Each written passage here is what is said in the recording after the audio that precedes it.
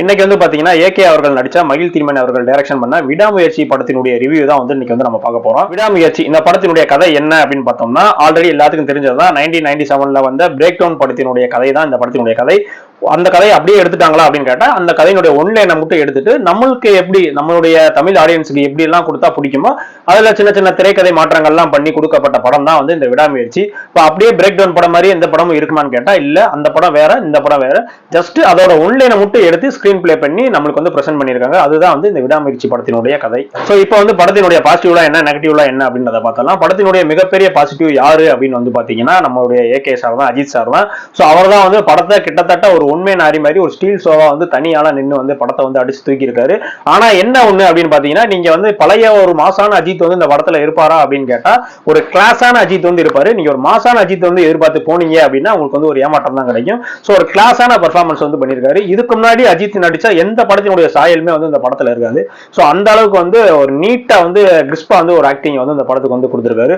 அது அடுத்தபடியா வந்து இந்த படத்துக்கு மிகப்பெரிய பலம் என்ன அப்படின்னு பாத்தீங்கன்னா, அனிருத் அவர்களுடைய மியூசிக் தான். எனக்கு தெரிஞ்சு கிட்டத்தட்ட இன்னொரு கொஞ்ச காலத்திலே வந்து இவர் வந்து ஹாலிவுட்டுக்கே போய் மியூசிக் வாசிக்க போயிடுவாருன்னு நினைக்கிறேன். ஏன்னா அந்த அளவுக்கு வந்து பிஜிஎம்மும் சரி, சாங்ஸும் சரி, அந்த அளவுக்கு வந்து பக்காவா போட்டுருந்தாங்க. மெயினா வந்து பிஜிஎம்ஸ். இது படம் வந்து ஒரு த்ரில்லர் ஜானரை நோக்கி போயிட்டு இருக்கு அப்படின்னா அந்த படத்துடைய நம்மளை கனெக்ட் ஆகிக்கிறதே வந்து பாத்தீங்கன்னா அந்த பிஜிஎம் தான். ஸோ அந்த பிஜிஎம்ல அந்த விஷயத்துல வந்து அனிருத் சார் வந்து உண்மையிலே வந்து பக்காவா பண்ணியிருந்தாரு. மெயினா வந்து பாத்தீங்கன்னா அந்த மெலடி சாங் ஒன்று இருக்கு. ஸோ அதுவுமே வந்து அருமையா இருந்துச்சு. அந்த ரிசப்ஷன்ல வந்து திரிஷாக்கும் அஜித் குமார் சாங் அதுவுமே வந்து வீடியோவா நம்ம வந்து அங்க பார்க்கும்போது, திரையரங்களை பார்க்கும்போது வந்து இன்னுமே வந்து பயங்கரமா இருந்துச்சு அந்த சாங். பேக்ரவுண்ட் மியூசிக் வந்து பாத்தீங்கன்னா இதுக்கு முன்னாடி இந்தியன் 2 அதுக்கெல்லாம் வந்து அனிருத் வந்து ரொம்ப வந்து சொதப்பிட்டாரு அப்படின்ற மாதிரி சொல்லிட்டு இருந்தாங்க. அவர் வந்து விஜய்க்கு மட்டும் நல்லா மியூசிக் போறாரு, அஜித் வந்து சரியா போட மாட்டாரு அப்படின்னு மாதிரி சொல்லிட்டு இருந்தாங்க. இந்த படத்தை நீங்க போய் பாருங்க, அப்ப வந்து சொல்லுவீங்க நீங்களே கண்டிப்பா வந்து அனிருத் வந்து ஒரு மாஸ் காட்டிட்டாரு. அஜித் படத்துக்கு நம்ம எல்லாம் என்ன மாதிரியான ஒரு பிஜிஎம் இதெல்லாம் வந்து எதிர்பார்த்து போவோமோ அந்த பிஜிஎம் அப்படியே வந்து ரசிகர்களை திருப்திப்படுத்தும்படி வந்து அந்த பிஜிஎம் கொடுத்திருக்காரு. அதுதான் வந்து இந்த அனிருத்தினுடைய மிகப்பெரிய பங்கு இந்த படத்திலேயும். அடுத்ததா வந்து பாத்தீங்கன்னா இது வந்து பாத்தீங்கன்னா ஒரு மாசான ஸ்டோரி எல்லாம் கிடையாது. ஆக்சுவலா வந்து படம் வந்து அஜித் சார் நடிக்கிறாங்க, ஒரு மிகப்பெரிய ஸ்டார் நடிக்கிறாங்கன்னா ஒரு படம் வந்து ஒரு மாசா இருக்கணும் அப்படிலாம் இருக்கும்ல. ஸோ அந்த மாதிரியான எந்த ஒரு விதமுமே இதுல கிடையாது. டோட்டலா வந்து இது ஒரு கிளாஸான படம். இது வந்து அஜித் சார் மாசா அப்படின்னு கேட்டா கிடையாது, மகிழ் திருமேனி சார் தான் மாசு. ஸோ ஏன்னா அவர் தான் வந்து ஸ்கிரீன் பிளேல வந்து மாஸ் கொண்டு வந்திருக்காரு. தனிப்பட்ட அந்த ஹீரோக்கு ஒரு மாஸ் கொடுத்திருக்காரா அப்படின்னு கேட்டா அது வந்து கிடையாது. ஸோ அந்த இடத்துல மகிழ் திருமேனி அவர்களையும் வந்து பாராட்டிதான் ஆகணும். ஏன்னா இப்படிப்பட்ட ஒரு மாஸ் ஹீரோவை கொண்டு வந்து இந்த மாதிரியான ஒரு கதைக்களத்துல கொடுத்து நடிக்க வைக்கணும் அப்படின்றதா இருக்குல்ல. ஸோ அந்த விதத்துல வந்து மகிழ் திருமேனி அவர்கள் வந்து ஜெயிச்சிருக்காரு. எப்பயுமே வந்து ஒரு கதை நல்ல கதை இருந்துச்சு அப்படின்னா நீங்க வந்து ஒரு பெரிய ஸ்டாரே போட்டு படம் எடுத்தாலும் அந்த படம் வந்து ஹிட் அடிக்கும். இப்ப வந்து நீங்க ஜெய்பீம் படம் எடுத்தீங்க அப்படின்னா ஒரு ஸ்கிரிப்ட் வாய்ஸ் வந்து செம்ம ஸ்கிரிப்ட். சோ அதுல வந்து சூர்யா சார் நடிக்கிறாரு அப்படின்ற படம் தான் அப்படி ஒரு படம் வெளிவந்துச்சு அப்படின்றத எல்லாத்துக்கும் தெரிய ஆரம்பிச்சு. சோ எப்பயுமே ஒரு நல்ல கதை இருந்துச்சு அப்படின்னா அதுக்கு நீங்க ஒரு மாஸ் ஹீரோ இது மாதிரிலாம் போட்டீங்க அப்படின்னா கண்டிப்பா அந்த படமும் ஜெயிக்கும், அந்த கதையும் ஜெயிச்சிடும். அதுக்கு வந்து இந்த படம் தான் வந்து உதாரணம். இதற்கு மெயினா வந்து பாத்தீங்கன்னா மகிழ் திருமேனி அவர்களுக்கு வந்து நம்ம மிகப்பெரிய ஒரு பாராட்டை வந்து சொல்லிதான் ஆகணும். அடுத்ததான் வந்து பாத்தீங்கன்னா ஸ்டண்ட் எல்லாமே வந்து பக்காவா இருக்கும். நீங்க அந்த பழைய படங்கள்ல பார்த்த மாதிரி ஒரு 50 பேர் வந்து ஹீரோ வந்து ஒரே ஆளா குத்துறா இருப்பா, 10 பேர் வந்து வீசி எரியறா இருப்பான்ல, அந்த மாதிரி எல்லாம் இருக்காது. ஒரு யதார்த்தமான ஒரு ஃபைட் இருக்கும்ல. சோ அந்த யதார்த்தமான ஃபைட் வந்து இந்த படத்துல வந்து நீங்க வந்து பாப்பீங்க. சுப்ரீம் சுந்தரா அவர்கள் தான் வந்து இந்த படத்துடைய ஸ்டண்ட் மாஸ்டர். சோ ரொம்பவுமே வந்து ஆக்டா அந்த படத்துக்கு என்ன தேவை இந்த மாதிரி பண்ணாதான் வந்து இந்த படத்துக்கு வந்து செட் ஆகும். சும்மா ஒரு 10 பேர் அடிக்கிறேன் 20 பேர் அடிக்கிறேன்லாம் நீங்க வந்து ஃபைட் சீன் வச்சா அந்த படத்துக்கு வந்து செட் ஆகாது. அப்படின்னால கரெக்டா உணர்ந்து இந்த படத்துக்கு என்ன தேவையோ அந்த ஃபைட்டை மட்டும் பக்காவா வந்து கொடுத்திருக்காரு. அடுத்ததான் வந்து பாத்தீங்கன்னா அந்த படத்தினுடைய சினிமாட்டோகிராஃபி வந்து சொல்லி ஆகணும். டோட்டலா இந்த படத்தை வந்து ஒரு ஹாலிவுட் ரேஞ்சுக்கு காட்டினது யாரு அப்படின்னு பாத்தீங்கன்னா அந்த கேமராமேன்ஸ் தான், ஒளிப்பதிவு பண்ணவங்க தான். ஆக்சுவலா வந்து 2 பேர் பண்ணிருக்காங்க. ஓம் பிரகாஷ் அப்படின்றவங்க பண்ணிருக்காங்க, நிரோஷ் ஷா அப்படின்றவங்க 2 பேருமே பண்ணிருக்காங்க.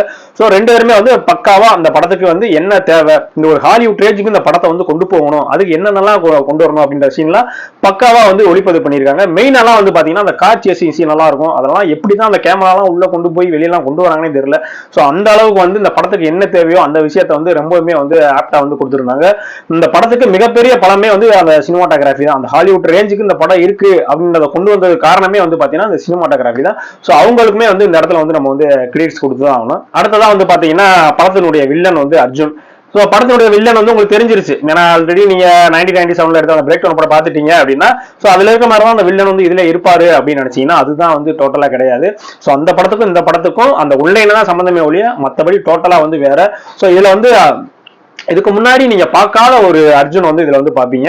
ஒரு மாசு கிளாஸ் ரெண்டும் கலந்த ஒரு வில்லன் எப்படி இருப்பாரு அப்படின்றத வந்து இந்த படத்துல வந்து நீங்க அர்ஜுன் மூலமா வந்து நீங்க வந்து பார்க்கலாம். அந்த அர்ஜுன் அஜித் குமார் ரெண்டு பேருக்குமான அந்த ஃபேஸ் ஆஃப்லாம் வரும்போது வந்து சும்மா தேட்டரே வந்து தெரியும். ஸோ அந்த அளவுக்கு வந்து பக்காவா வந்து ரைட் பண்ணி அந்த அளவுக்கு வந்து எக்ஸிக்யூட் பண்ணியிருக்காங்க. ஸோ இந்த படத்துக்கு என்ன தேவையோ அதை வந்து கண்டிப்பான முறையில் பக்காவா வந்து அர்ஜுன் அவர்கள் கொடுத்துட்டாங்க. இது இல்லாம ஆரவ் நடிச்சிருக்காரு, ரெஜினா நடிச்சிருக்காங்க. எல்லாருமே தங்களுக்கு என்ன கதாபாத்திரம் கொடுக்கப்பட்டிருக்கோ அதை வந்து பக்காவா பண்ணிட்டாங்க. மெயினா வந்து சொல்லி ஆகணும், திருசாவும் அந்த அஜித் அந்த காம்பினேஷன் வந்து நம்ம ஆல்ரெடி நிறைய படங்கள்ல பார்த்திருக்கோம். கிரீடம் பார்த்திருக்கோம், மங்காத்தா பார்த்திருப்போம், என்ன இருந்தாலும் பார்த்திருப்போம். ஸோ அதுலலாம் இல்லாத ஒரு கெமிஸ்ட்ரி வந்து இந்த படத்துல இருக்கும். நீங்க படம் பாருங்க, பார்க்கும்போது உங்களுக்கு தெரியும். நீங்க திருசாவே வந்து பாத்தீங்கன்னா ஃபர்ஸ்ட் ஹாஃப்ல வேற மாதிரி இருப்பாங்க, செகண்ட் ஹாஃப்ல வேற மாதிரி இருப்பாங்க, கிளைமேக்ஸ் வரும்போது அவங்களுடைய ஆக்டிங் வந்து வேற மாதிரி இருக்கும். ஸோ மூணா தனித்தனியா வந்து பிரிச்சு காட்டுவாங்க. ஸோ உண்மையிலேயே வந்து அவங்களுடைய ஆக்டிங்கும் வந்து இந்த படத்துக்கு வந்து கரெக்டாவா இருந்துச்சு அப்படின்னு தான் சொல்ல முடியும். மெயினா வந்து பாத்தீங்கன்னா அந்த படத்தினுடைய அந்த கேஸ்ட் அண்ட் குரூவும் சரி, டெக்னிக்கல் டீமும் சரி, எல்லாமே வந்து ஒரு பர்ஃபெக்டான ஒரு டீம் வந்து எப்படி இருக்குமோ அந்த மாதிரி வந்து கரெக்டா வந்து அமைஞ்சிருந்துச்சு. அப்ப என்ன இந்த படத்துல வந்து நெகட்டிவே இல்லையா அப்படின்னு கேட்டா நெகட்டிவ்ஸ் இருக்கு. செகண்ட் ஹாஃப்லாம் வந்து பாத்தீங்கன்னா கொஞ்சம் லேகிங்கா இருக்கும். ஃபர்ஸ்ட் ஹாஃப் பாத்தீங்கன்னா அதை விட கொஞ்சம் லேகிங்கா இருக்கும். ஏன்னா அந்த லவ் பர்சன்ஸ் வரும், கொஞ்சம் பிளாஷ்பேக் சீன்ஸ் எல்லாம் வரும், அதெல்லாம் கொஞ்சம் லென்த்தியா இருந்துச்சு. ஸோ அதெல்லாம் இன்னும் கொஞ்சம் ட்ரிம் பண்ணியிருந்தாங்க அப்படின்னா இந்த படம் வந்து ஒரு 2 மணி நேரம் போறது ஒரு 2 மணி நேரம் 5 நிமிஷம் அதுலயே வந்து படம் முடிஞ்சிருக்கும். ஸோ அந்த இடத்துல எல்லாம் கொஞ்சம் லேக் சீன்ஸ் எல்லாம் வந்து இருக்கு. ஸோ அடுத்தபடியா பாத்தீங்கன்னா இந்த அஜித் ஃபேன்ஸ் இருக்காங்க. ஸோ அவங்க வந்து பாத்தீங்கன்னா ஒரு மாஸ் தான் வந்து எதிர்பார்த்து வந்திருப்பாங்க. ஸோ அவங்களுக்கான அந்த எலமெண்ட்ஸ் எல்லாம் வந்து படத்துல வந்து கம்மியா தான் இருக்கு. ஆக்சுவலா வந்து முன்னாடியே வந்து மயில் திருமணி அவர்கள் வந்து சொல்லிட்டாங்க, இந்த படத்துல வந்து நீங்க மாஸ் அதெல்லாம் எதுவுமே எதிர்பார்க்காதீங்க, எதுவுமே எதிர்பார்க்காம ஒரு ஓப்பன் மைண்டடா வாங்க, இந்த படம் வந்து உங்களுக்கு பிடிக்கும் அப்படின்னு சொன்னாரு. ஸோ அந்த வகையில தான் ஒரு படத்தை வந்து இப்பயுமே அவர் வந்து கொடுத்திருக்காரு. ஸோ இந்த படத்துக்கு வந்து என்னப்பா மாசா கிளாஸா அப்படின்னு கேட்டீங்கன்னா இந்த படத்தினுடைய கிளாஸ் யாரு அப்படின்னு பாத்தீங்கன்னா நம்ம அஜித் சார் அவர் தான். படத்தினுடைய மாஸ் யாருன்னு பாத்தீங்கன்னா மயில் திருமணி அவர்களுடைய டைரக்ஷன் தான். ஸோ மொத்தத்துல இந்த படம் எப்படி இருக்கு, பார்க்கலாமா வேணாமா அப்படின்னு கேட்டீங்கன்னா எனக்கு தெரிஞ்சு நீங்க அஜித் ஃபேனா இருந்தாலும் சரி, வேற ஆக்டர்களுடைய நீங்க ஃபேனா இருந்தாலும் சரி, ஒரு நார்மல் ஜெனரல் ஆடியன்ஸா இருந்தாலும் சரி, இந்த படம் போய் பாத்தீங்க அப்படின்னா கண்டிப்பா வந்து உங்களுக்கு வந்து பிடிக்கும். அந்த ரகத்துல தான் வந்து படம் எடுத்திருக்காங்க.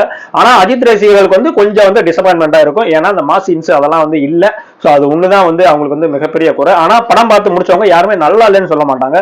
ஸோ அந்த அளவுக்கு ஒரு தரமான படத்தை தான் வந்து மயில் திருமணி அவர்கள் வந்து கொடுத்திருக்காரு. இந்த படத்துக்கு நம்ம வந்து பாத்தீங்கன்னா 100க்கு 80 மார்க் கொடுக்கலாம். அந்த அளவுக்கு ஒரு ஒர்த்தபிளான படம் தான் வந்து இந்த விடாமுயற்சி. ஸோ இதே மாதிரியான அடுத்த ஒரு படத்துல உங்களோட ரிவ்யூல வந்து சந்திக்கிறேன். நன்றி.